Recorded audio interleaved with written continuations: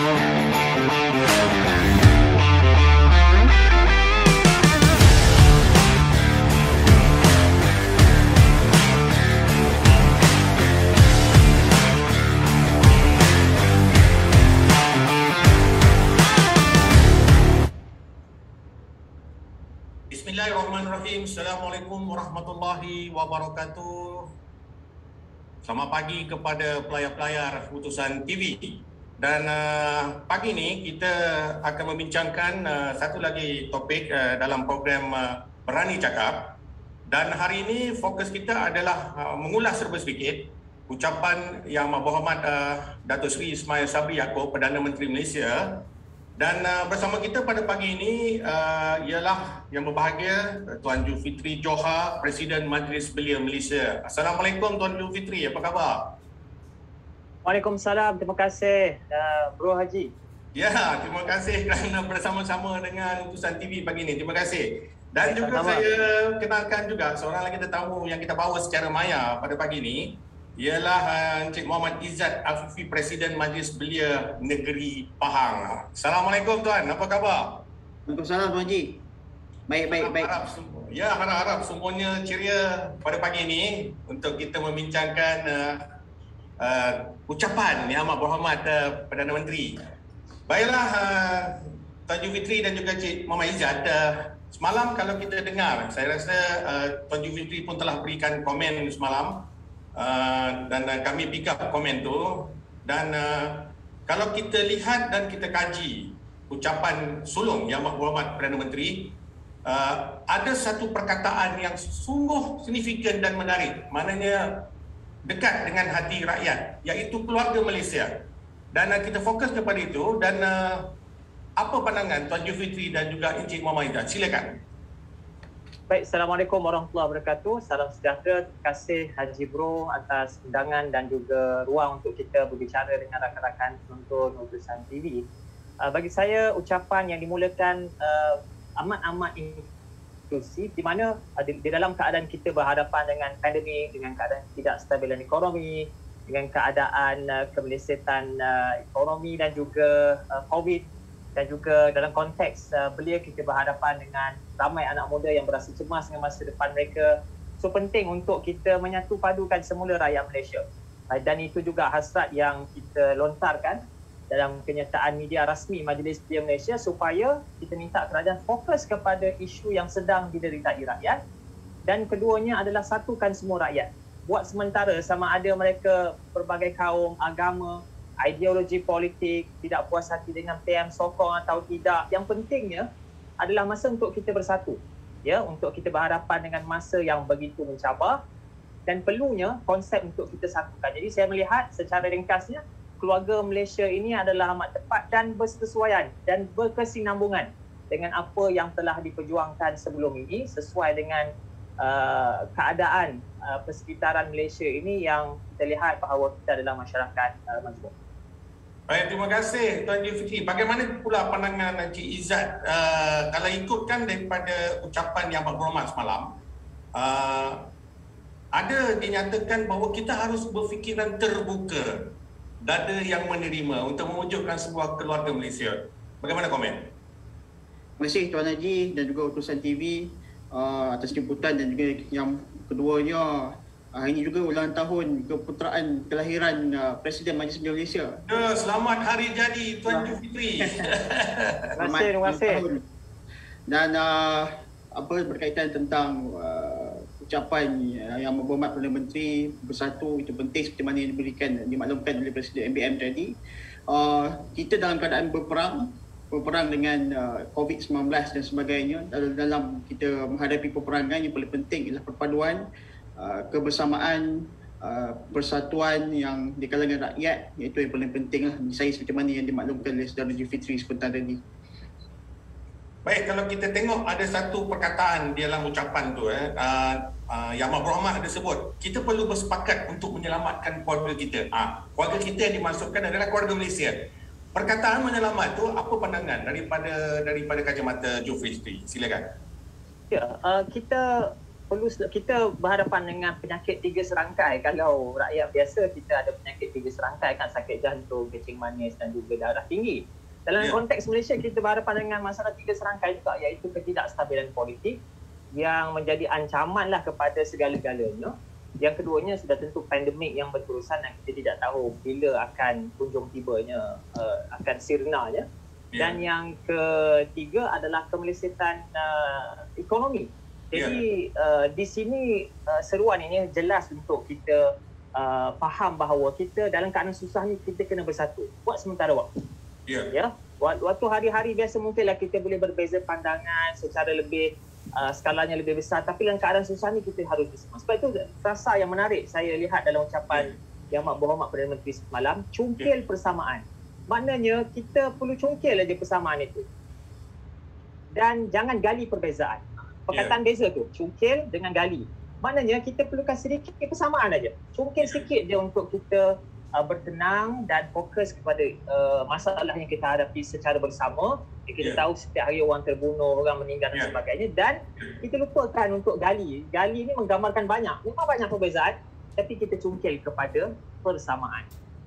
Izzat, bagaimana pada peringkat awal ni, mukadimah kita ni, masih lagi dalam mukadimah ni, bagaimana you melihat ucapan sulung Yang Amat Berhormat Perdana Menteri? Silakan.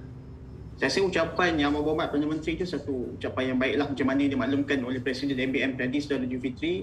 Kita boleh nampak persamaan, kesinambungan apa yang berlaku dengan kerajaan sebelum ini, khususnya apabila komitmen kerajaan untuk meneruskan usaha-usaha kerajaan dalam menangani COVID, dari segi vaksinasi yang berterusan. Kita ketahui bahawa kerajaan sekarang ini memberi komitmen hampir 500,000 dos diberikan setiap hari, dan seperti juga dimaklumkan oleh Berhormat Perdana Menteri semalam, pembelanjaan baru untuk pembelian vaksin. Itu juga satu komitmen berterusan oleh kerajaan menunjukkan bahawa persediaan kerajaan untuk menghadapi COVID dan memastikan negara kita selesai untuk mendapat immunity berkelompok dalam bulan 10, dalam bulan 9, dan untuk menunjukkan bahawa usaha berterusan daripada kerajaan itu tidak akan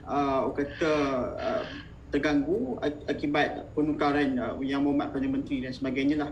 Dan juga saya lihat usaha Yang Amat Berhormat Perdana Menteri untuk melihat rakyat Malaysia kembali bersatu, dan bagi saya antara contoh yang terbaik ialah tahun lepas, contohnya semasa awal-awal PKP dan sebagainya. Semua rakyat bersatu. Maknanya tidak ada sebarang isu, tidak ada unsur-unsur politik yang memainkan peranan. Semua rakyat, semua ahli politik, semua badan kerajaan, badan bukan kerajaan bersatu, dan kita harus mengembalikanlah keadaan seperti mana PKP yang masa tahun lepas kepada hari ini, dan memastikan agar paling utama sekarang ini ialah usaha untuk vaksinasi itu berterusan.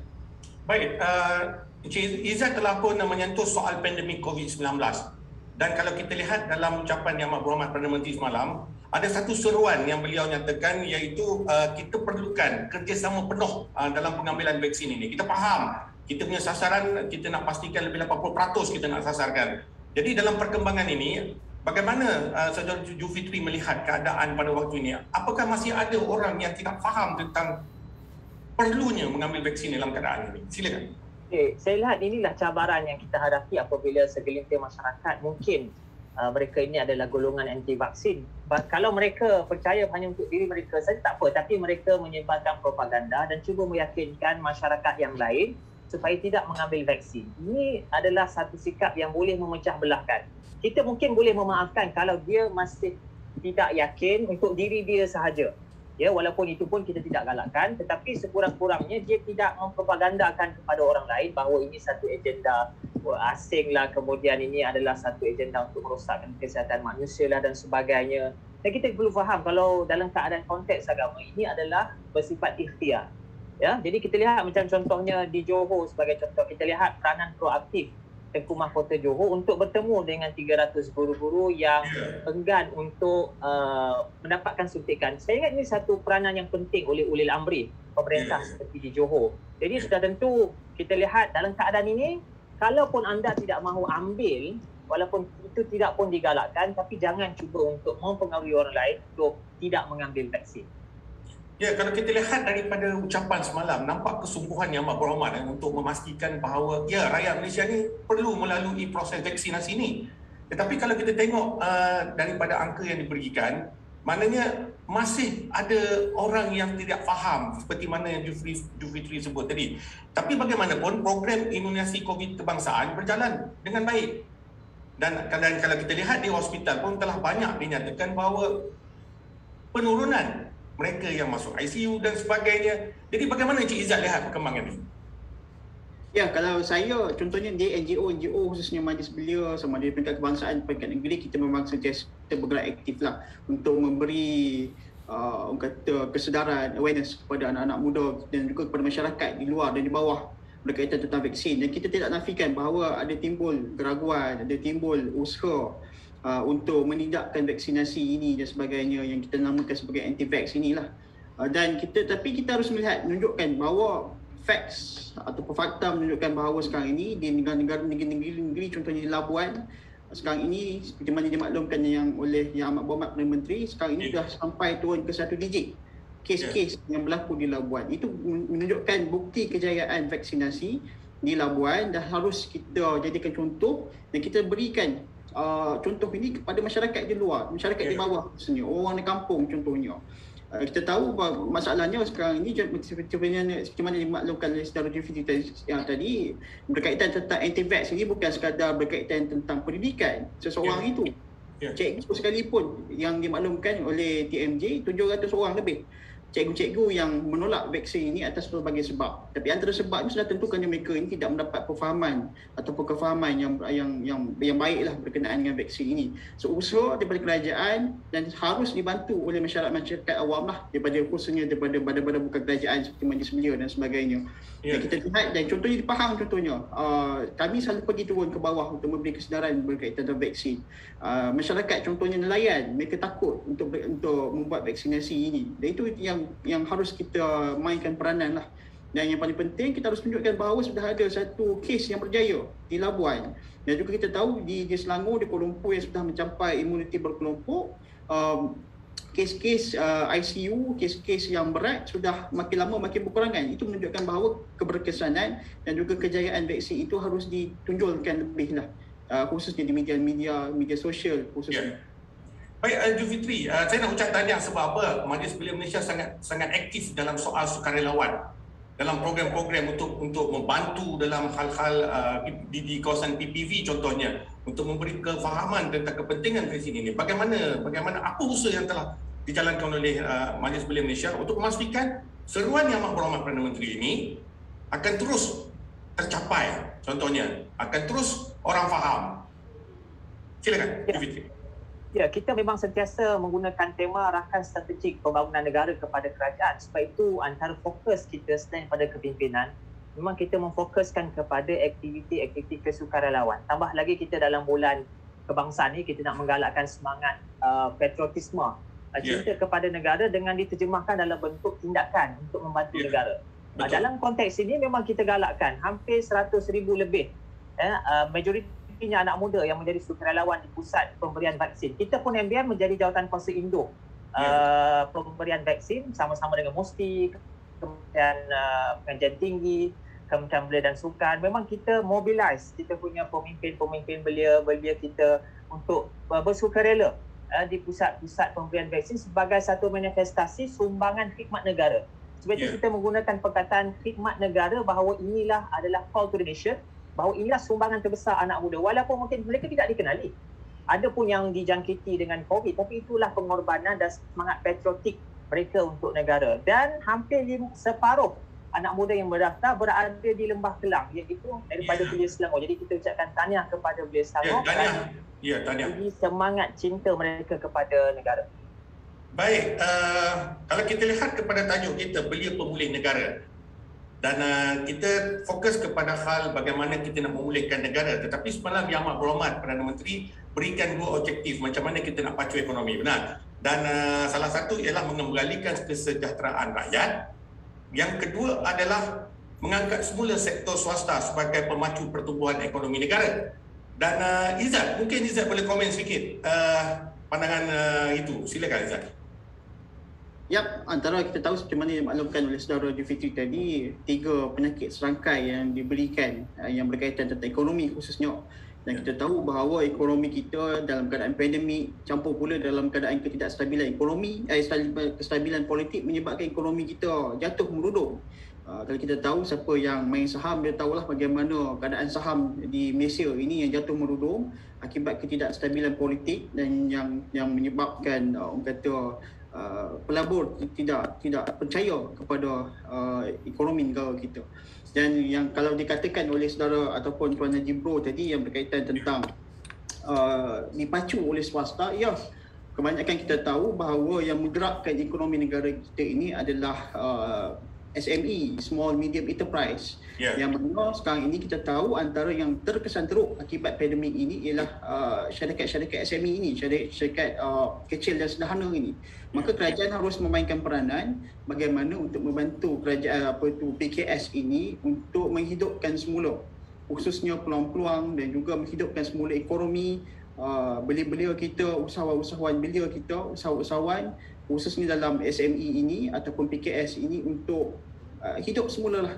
Kerana kita tahu kebanyakan mereka ini terkesan, kebanyakan mereka ini hilang punca pendapatan dan mungkin ada setengah kawan saya sampai 80% turun kekurangan ataupun akibat pandemik ini, mereka 80% kerugian kerana mereka tidak boleh buka kedai, mereka terpaksa secara online dan sebagainya. Dan kalau mereka anak-anak muda kita mungkin tidak ada masalah lah untuk mereka menggunakan perniagaan secara atas talian, dalam talian. Tapi bagaimana pula dengan makcik-makcik dan kampung yang menjual keripik, adakah mereka ini faham ataupun mereka ini mempunyai kemahiran untuk menjual secara dalam talian dan sebagainya. So itu satu tugas dan juga satu peranan kerajaan yang harus dimainkan. Dan maknanya antara menteri yang seharusnya diberikan fokus oleh kerajaan ialah menteri usahawan. So sepatutnya seorang menteri usahawan itu atau kementerian usahawan itu harus diberikan kepada satu menteri yang kanan lah, yang bukannya menteri baru, menteri yang mempunyai pengalaman dan juga menteri yang faham tentang bagaimana ekonomi negara kita berjalan. Baik, kalau kita tengok fokus malam dalam ucapan Tuan Julfitri ialah soal kehilangan pekerjaan, fokus untuk rakyat. Satu. Yang keduanya ialah rakyat yang berpendapatan sederhana ni, bagaimana pandangan? Kemudian yang ketiga ialah soal-soal sektor perindustrian. Contoh industri domestik yang berhadapan dengan krisis ini. Bagaimana kita nak lihat kembalinya benda itu? Silakan. Yang inilah yang perlukan pada fokus dan pemusatan pengembelingan kerjasama di semua pihak untuk kita fokus kepada pemulihan ekonomi kerana kita telah ketinggalan jauh ke belakang. Dan saya lihat bahawa sebagai contoh Majlis Pilihan Malaysia memang kita terlibat dalam Majlis Pekerjaan Negara. Bagaimana kita boleh membantu kerajaan mencipta peluang-peluang pekerjaan baru. Di samping kita nak berhadapan untuk menangani isu pengangguran sedia ada dengan rakan-rakan belia kita yang baru bergelar sebagai graduan fresh graduates ni. Mereka sedang berada dalam keadaan bimbang saya. Bagaimana kita boleh memberikan harapan kepada mereka? Anak muda ni dia dah rasa kelam sekarang ni. Ya, dalam kajian terbaru tentang kesihatan mental berkaitan dengan belia di Malaysia, kita lihat majoriti anak muda di Malaysia berasa masa depan mereka kelam kerana waktu belajar pun Haji Bro, mereka rasa tak boleh nak catch up. Ada yang semester 5 dia minta berhenti sehingga terpaksa dipujuk oleh pensyarah untuk kekal kerana masa depan mereka. Jadi ekonomi ni sebenarnya memberikan pekerjaan, mengatasi pengangguran sebenarnya adalah sentiasa saja menjadi 3 isu utama anak muda. Kalau kita check indeks belia negara, kalau kita bincang di mana-mana forum, 3 perkara ini, salah satunya ekonomi, sentiasa menjadi keutamaan dan kebimbangan anak muda. Jadi sebab itu Majlis Pekerjaan Negara ditubuhkan pada zaman Tan Sri Muhyiddin Yassin, ada beberapa kluster dan diteruskan di bawah pemerintahan baru ini, dan itu kita kena fokus betul-betul. Dan ini kita lihat Majlis Pekerjaan ini dipengusikan sendiri oleh Yang Berhormat Perdana Menteri dan kita harap diteruskan oleh Perdana Menteri yang baru. Kita harus membantu kerajaan mencipta peluang-peluang pekerjaan baru. Ya, dan yang keduanya berkaitan dengan PKS tadi, kita tahu bahawa perindustrian kecil sederhana ini merupakan the driving force of our economy. Menjadi nadi kepada ekonomi, penyumbang besar kepada KDNK, penyumbang besar kepada pekerjaan anak muda. Yang ini kita kena fikir untuk cepat buka. Sebab itu kita push rakyat Malaysia untuk cepat vaksin. Jangan takut.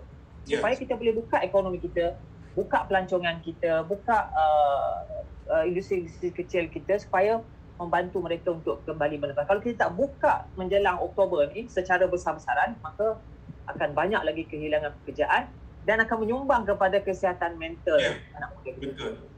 Dan Izzat, kalau kita lihat ucapan semalam ada satu perkara, kita maknanya tiada mana-mana rakyat Malaysia tanpa mengira agama, bangsa dan kaum tercicir dan terpinggir. Jadi apa komen soal tu untuk kita memulihkan ekonomi negara?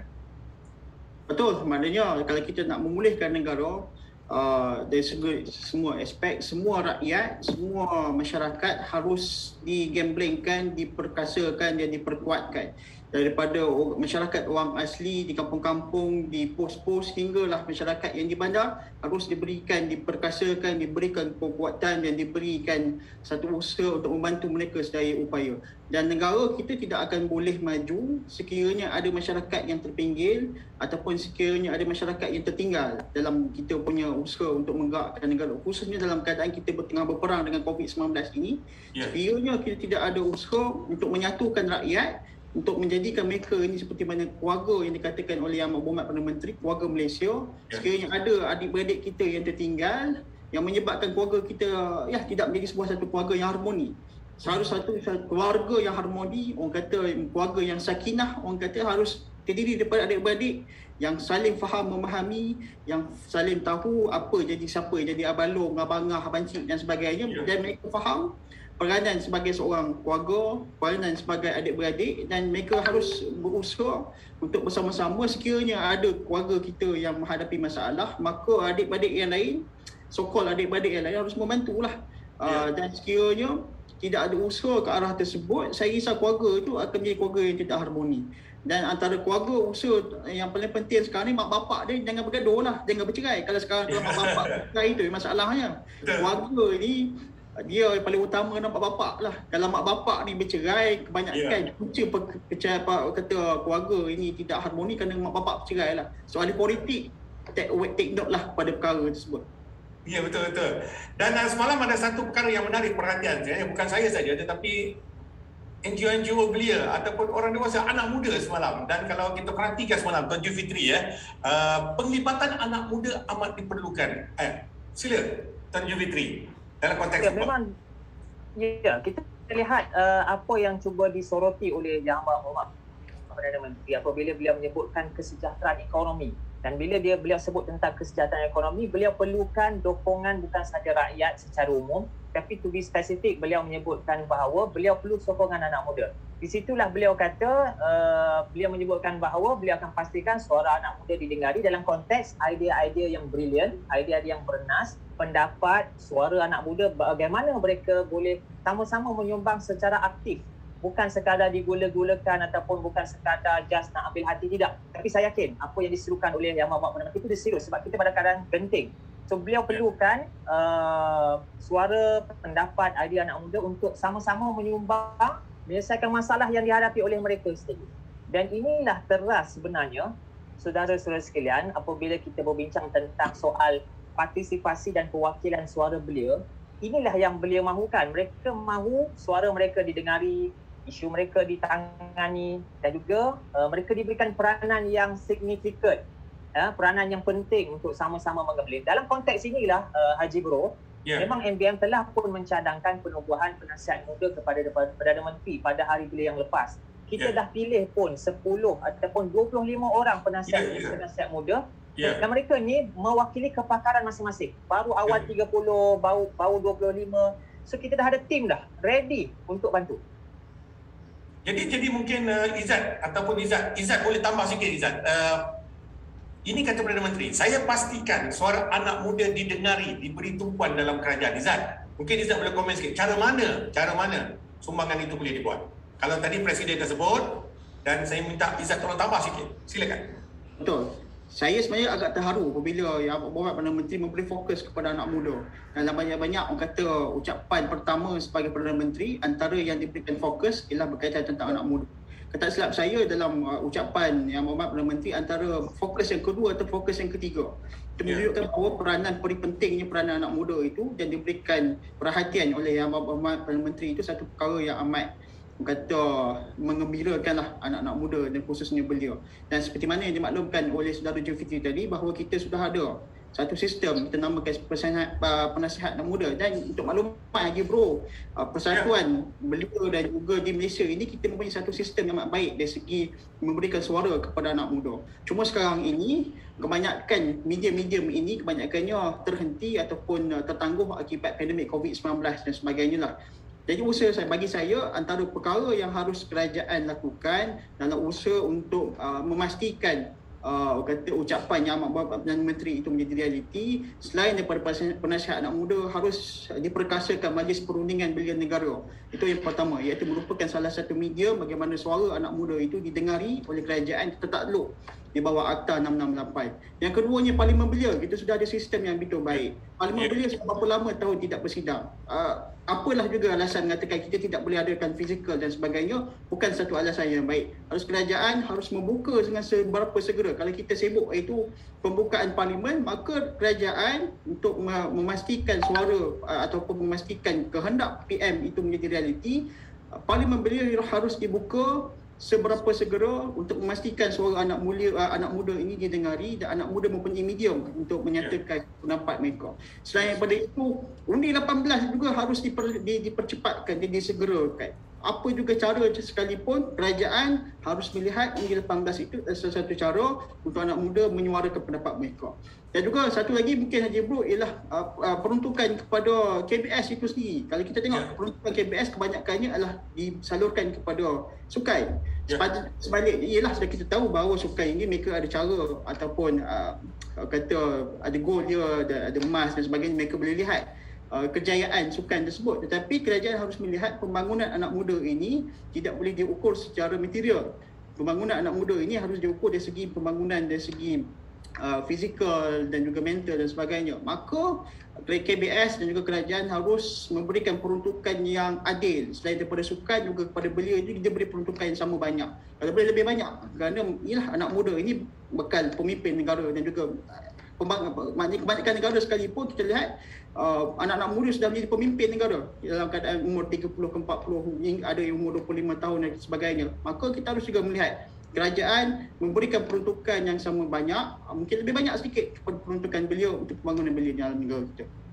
Baik, himpunan suara anak muda Tuan Zulkifli, himpunan suara anak muda yang daripada peringkat bawah kita bawa kepada peringkat pertengahan, kemudian sampai kepada Tuan Zulkifli, Majlis Belia Malaysia, dan saluran itu apakah itu adalah proses untuk kita kemukakan kepada ataupun bagaimana suara mereka boleh didengar, kaedah bagaimana Tuan Zulkifli? Ya, sudah tentu ucapan Tan Sri Datuk Seri Ismail Sabri semalam adalah ucapan makro. Dia melontarkan pandangan umum dan seruan umum dan tawaran umum. Sudah tentu peranan Majlis Belia Malaysia begitu signifikan untuk kita terjemahkan apa bentuk-bentuk yang lebih spesifik dan detail. Dan semalam memang kita dah tawarkan bahawa MBM memang sentiasa menjadi jambatan kepada semua kelompok anak muda. First of all, memang kita kena jadi jambatan antara pihak kerajaan dan juga dengan anak muda. Dan kita harus memainkan peranan secara non-partisan dan juga secara adil. Kita tidak boleh memainkan peranan secara membodek ataupun kita mengharapkan sesuatu. Kita kena ikhlas. Sekarang ni dah keadaan susah ni. Jadi mesti tidak ada personal interest melainkan national interest dan youth interest. Sebab itu kita tawarkan peranan kita yang ikhlas, yang jujur dan tulus untuk kita menjambatani di antara kedua-dua pihak. Dan di pihak kerajaan mesti mendengar. Mesti mendengar dengan ikhlas, mesti mendengar dengan teliti dan cuba menangani secara serius. Di pihak anak muda pula, mereka harus menerima tawaran ini. Termasuklah yang turun ke jalanan baru-baru ni. Ya, yang turun ke jalanan baru ni pun kita tak mahu dah mereka turun. Mari bersama dengan NBM, kita boleh jadi jambatan dan kita boleh jadi pemudah cara untuk mereka menyalurkan ekspresi mereka yang tidak puas hati itu kepada pihak kerajaan. Ya. Kita memang tak salahkan mereka, tapi mungkin waktu tak kena sebab COVID kan, buat demonstrasi waktu COVID kan. Memang kita tak halang mereka untuk berekspresi sebab anak muda ni dia memang radikal, dia memang nak ekspresif, itu nature dia. Cuma kita bagi dia platform, kita ada. Dan kita jadi facilitator. Masuklah kita Haji Bro kita harus menyemak kepada Dasar Belia Malaysia, yang mana Dasar Belia Malaysia telah menggariskan 8 kelompok anak muda. Yang itu peranan penting MBM supaya no one left behind. Tidak ada satu pun kelompok anak muda yang tertinggal kerana anak muda ni heterogeneous.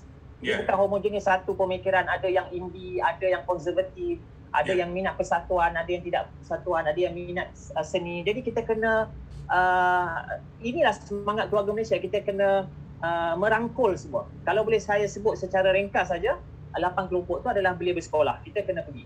Belia pengajian tinggi, termasuk yang berada di luar negara. Belia berkerjaya, perkumpulan belia. Kemudian belia masa, belia Malaysia antarabangsa yang bekerja dan belajar di luar negara. Belia minoriti yang penting, khususnya Sabah dan Sarawak ni, kita kena bagi perhatian yang lebih. Terutamanya jaringan jalur lebar mereka bermasalah banyak tempat. Dan juga yang terakhir yang kita tak boleh lupa adalah belia berisiko, termasuklah banduan-banduan muda yang baru dilepaskan. Jadi kita kena, secara ringkasnya, kita kena MBM menawarkan tawaran menjadi pemudah cara. Dah tentu tugasannya besar dan berat, bukan main-main. Kena perah tenaga. Kerajaan kena mendengar dan ambil serius. Anak muda pun bagi peluang pada kerajaan. Jangan skeptikal, bagi peluang dulu untuk kerajaan membantu. Betul. Apakah kita perlu ada segmentize? Maknanya dalam kepakaran bidang tertentu, Cik Izzat, apakah dalam bidang-bidang tertentu, maknanya bidang-bidang tertentu ini kita ketengahkan dulu untuk membantu kerajaan, atau bagaimana? Kita perlu ke kita adakan segmentize, segmen-segmen tertentu dalam usaha untuk kita membantu kerajaan? Silakan. Sebelum tu Tuan Haji Bro, kalau boleh saya tinggal satu. Kalau betul-betul kerajaan ataupun Yang Berhormat Perdana Menteri benar-benar untuk memperkasa dan memperkuatkan suara anak muda, yang pertama untuk tunai janji Yang Berhormat ataupun Perdana Menteri sebelum ini dan juga kerajaan sebelum ini, iaitu melantik senator di kalangan anak muda. Kalau kita tidak ada, cakap banyak sekalipun, tapi dari segi anak muda tidak ada dalam legislatif, maka tidak ada hasil dan tidak berguna jugalah. Maknanya kita tuntut, kalau boleh, saya guna perkataan tuntut, saya tak pastilah kalau MBM berani ataupun tidak. Saya tuntut agar Perdana Menteri melantik dengan seberapa segera seorang senator dan di kalangan anak muda, dan yang paling sesuai bagi saya ialah tentu salah seorangnya adalah Presiden MBM itu sendiri.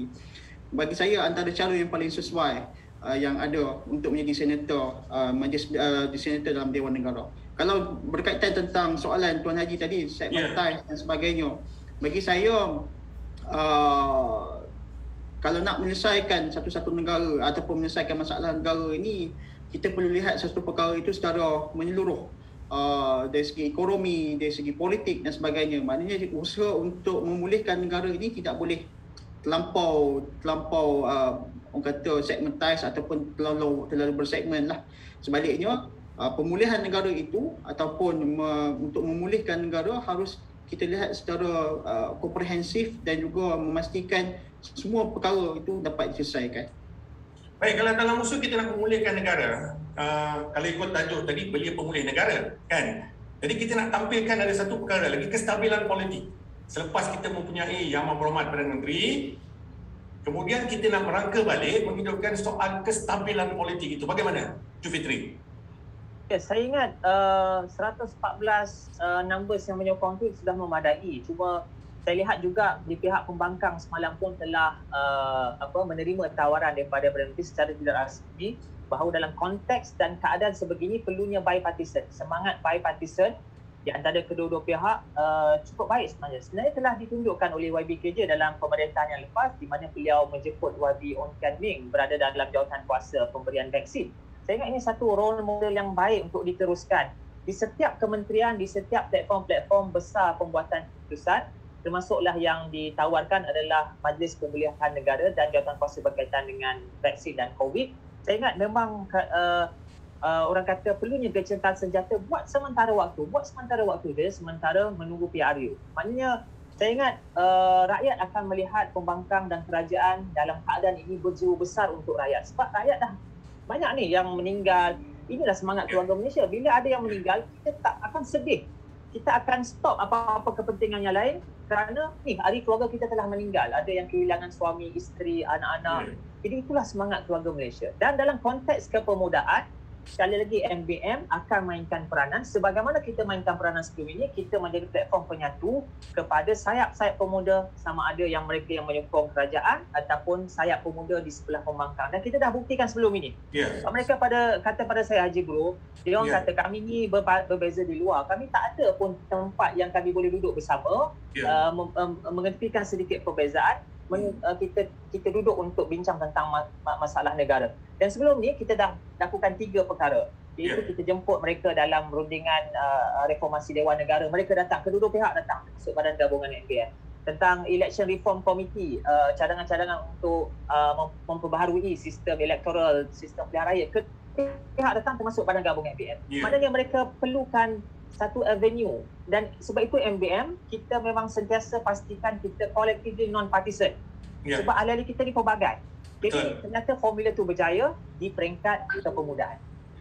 Cik Izzat, soal semalam yang Mak Berhormat sebut, kita perlu mendakap erat prinsip kebersamaan. Silakan.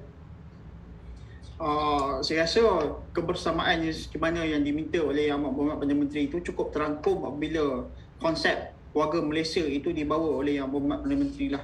Dan juga seperti mana kita katakan tadi, keluarga ini, adik-beradik, mak ayah harus bersatu, dan kebersamaan ini seperti mana yang dikatakan oleh saudara Zulkifli tadilah, kestabilan politik itu amat penting. Walaupun kata 115 itu kalau bagi saudara Zulkifli kata cukup, bagi saya tak cukup. Untuk memastikan negara yang cukup stabil ataupun kerajaan yang cukup stabil. Tapi ialah daripada tak ada baik ada sekurang-kurangnya.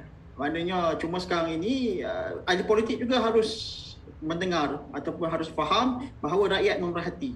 Sekiranya ada usaha untuk mensabotaj kerajaan dari segi politik dan sebagainya untuk memastikan mereka dapat kredit untuk sebagainya, kerajaan ataupun rakyat akan memerhati, dan rakyat bukan lagi seperti mana dahulu lah. Khususnya anak-anak muda, kita ada media sosial dan sebagainya.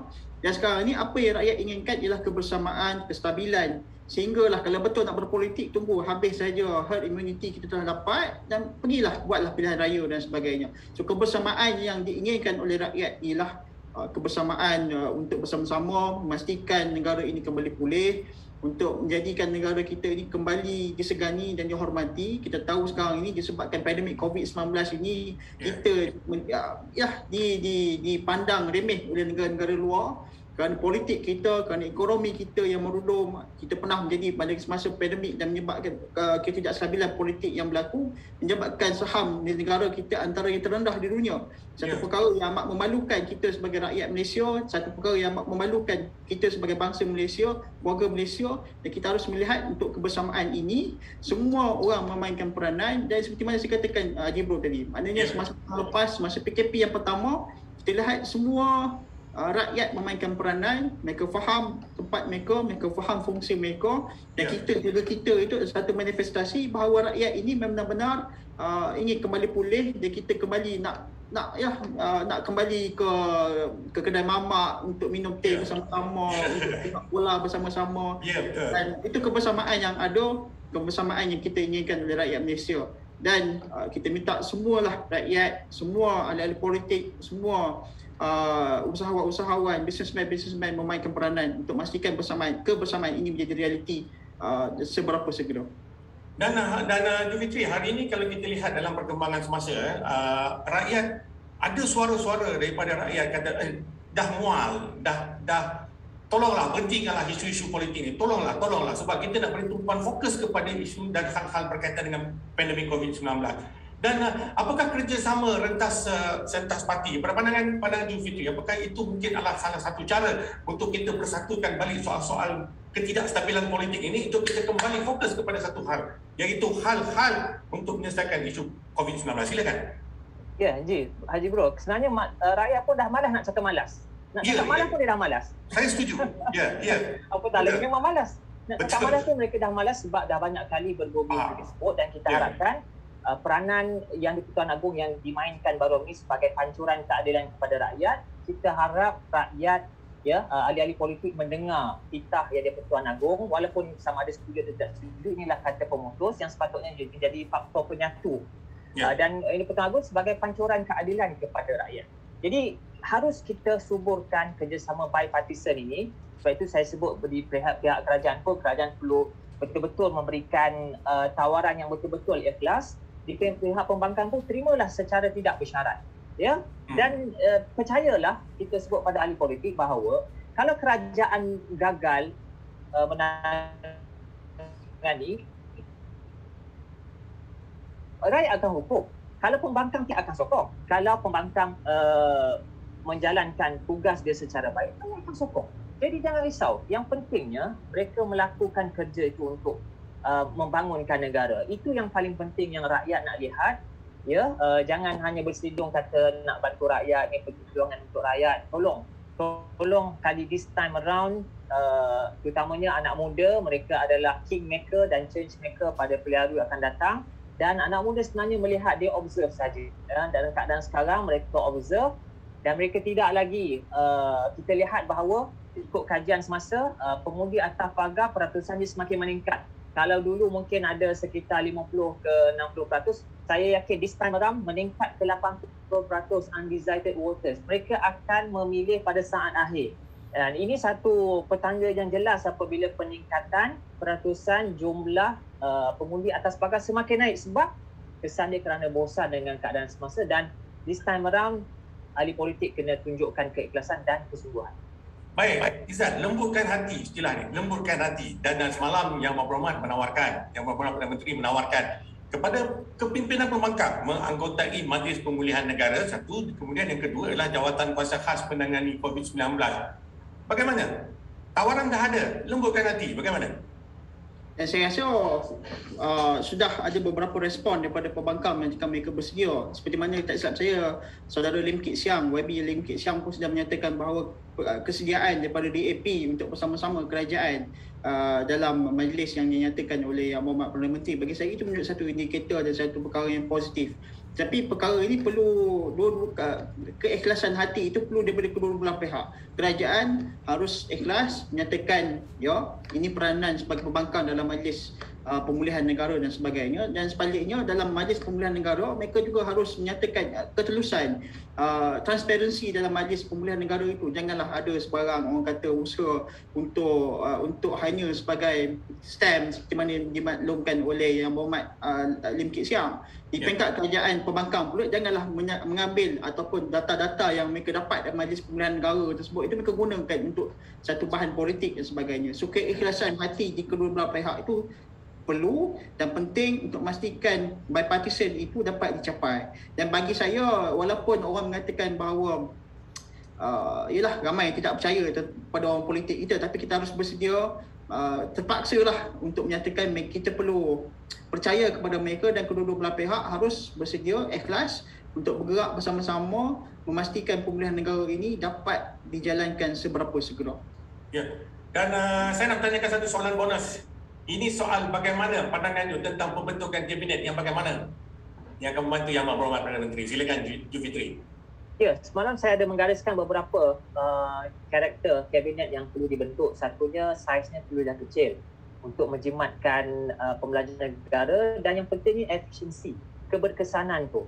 Dan yang keduanya saya sebutkan semalam, sudah tentu mereka haruslah yang proven daripada kabinet yang lepas. Mereka ni perform dan disukai oleh rakyat, dan disenangi oleh rakyat kerana peranan dan keikhlasan mereka itu.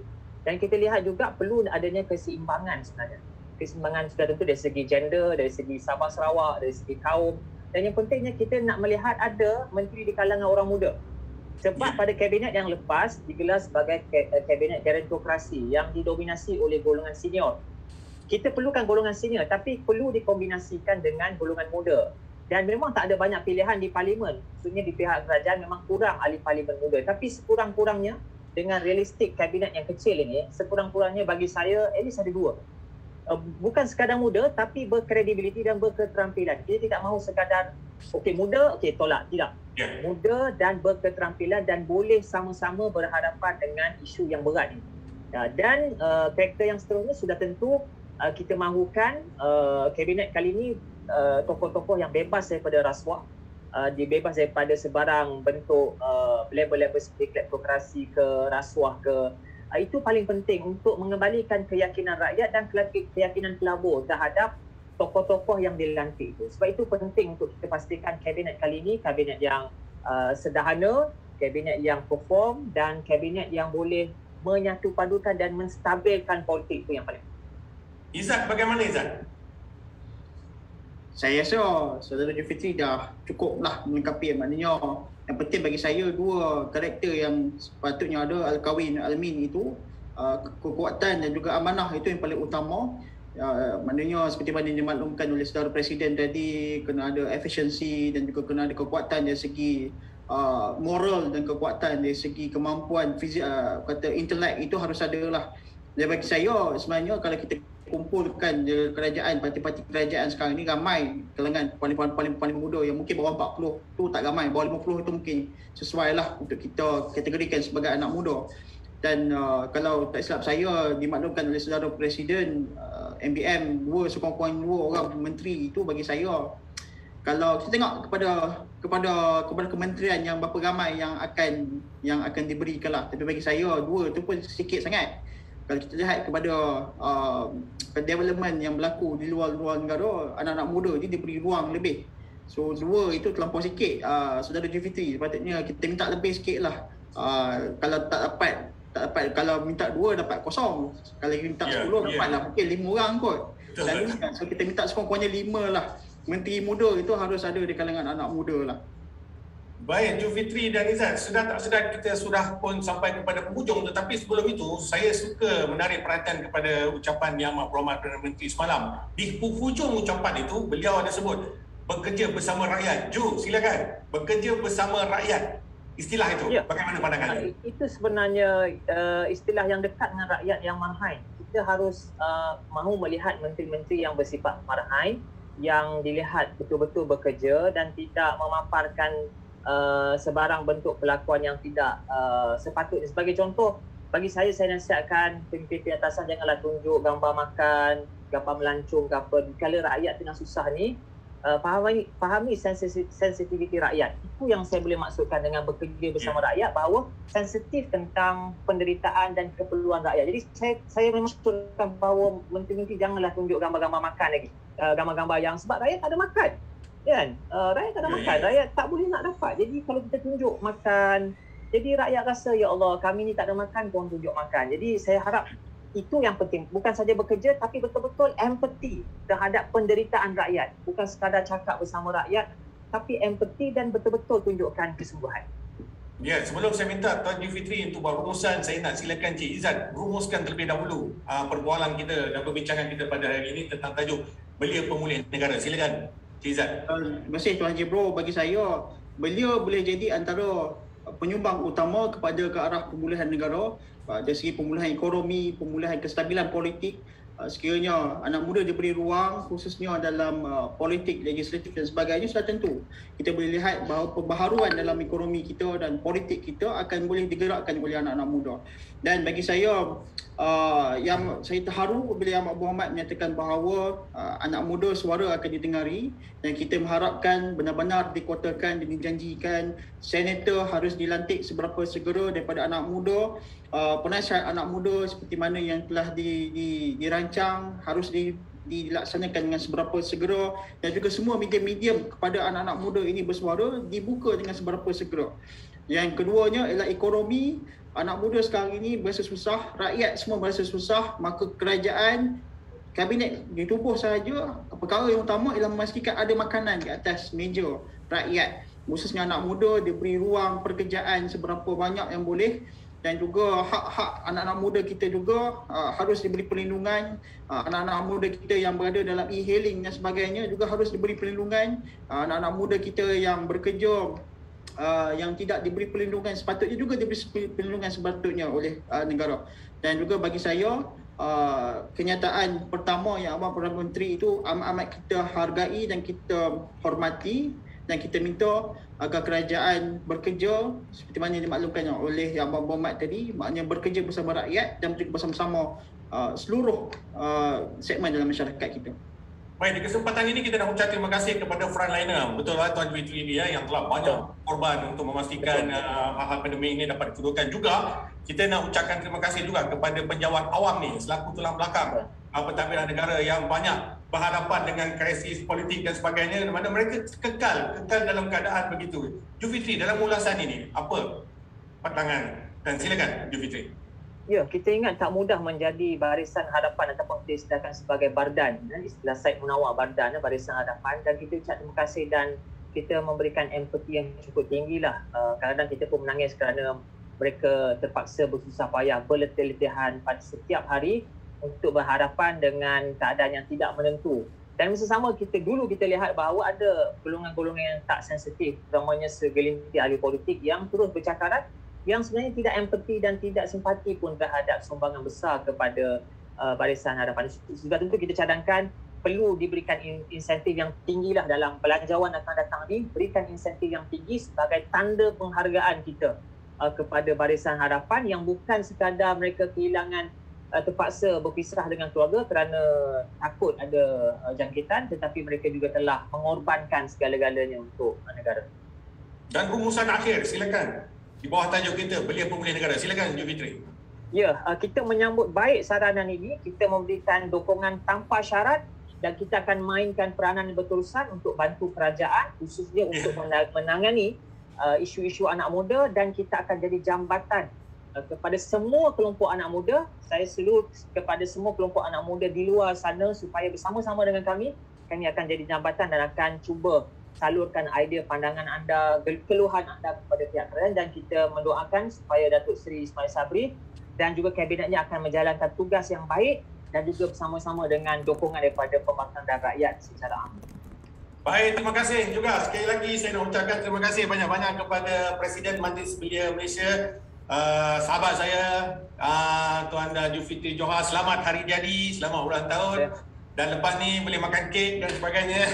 Dan juga terima kasih kepada Presiden Majlis Belia Negeri Pahang, Tuan Muhammad Izzat Afifi. Terima kasih kerana bersama-sama dengan kami dalam kita membincangkan sedikit ulasan berkaitan ucapan Yang Amat Berhormat Perdana Menteri. Dan terima kasih juga kepada tuan-tuan yang menyaksikan video ini, dan kita akan paparkan video ini di dalam YouTube dan juga di dalam webpage www.putusantv.com. Dan untuk anda yang menyaksikan program ini, jangan lupa terus klik yang saya sebutkan tadi, sekali lagi www.putusantv.com untuk mengetahui perkembangan semasa yang berlaku di tanah air. Dan kita semua berdebar, saya, Jufitri dan juga Tuan Izzat berdebar, siapakah kabinet baru di bawah Yang Amat Berhormat Perdana Menteri ke-9. Kita tak tahu siapa. Dan kita mengharapkan yang terbaik. Seperti mana kita doa ini, kita mengharapkan yang terbaik. Dan kita juga mengharapkan kestabilan politik yang baik, dan juga kita mengharapkan supaya faham tentang isu pandemik COVID yang kita selesaikan secara damai. Dengan itu, sekali lagi saya nak ucapkan berbanyak terima kasih kepada Tuan Jufitri. Happy birthday to you, sir. Dan juga Tuan Izzat. Terima kasih banyak-banyak. Dan jumpa lagi. Assalamualaikum warahmatullahi wabarakatuh. Waalaikumsalam.